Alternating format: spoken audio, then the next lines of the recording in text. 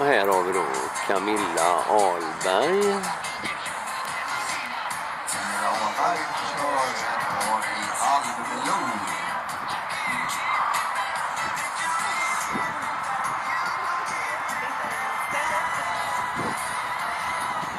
Ja. Ska vi se om han säger något mer spiken eller om jag måste prata själv. När musiken ligger ostörd på så här så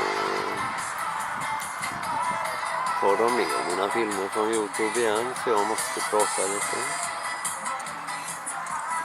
Vad vet vi om Camilla Ahlberg då? Ja.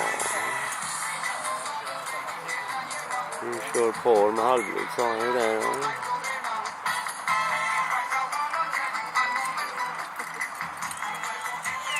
Vet vi något mer?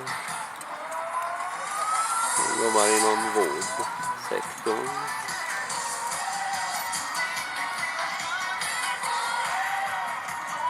Vad kan vi mer tänka oss att säga?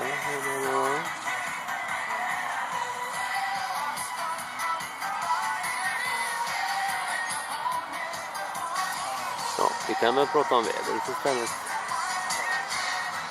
I förmiddag så kom det några droppar duggregn så. Väldigt lite, men de var blöta när de kom, hopparna där. Annars har det varit ett fantastiskt väder hela helgen tycker jag. Det har varit lite växlande molnighet och soligt om vartannat och fläktat lite idag. Inte någon dag som varit så där riktigt varm. Det är 109,2. 109,2 alltså. 11 sekunder snabbare än fast. Och vi har ju inte haft vare sig åska, hagel eller snöstormar och det kan man ju bara säga att då är det bra tävlingsdagarna. För övrigt så har ju den här sommaren nästan regnat bort helt. De flesta tävlingar har väl stått i knäna i vatten. Men denna tävlingen har gått väldigt fint vädermässigt i alla fall.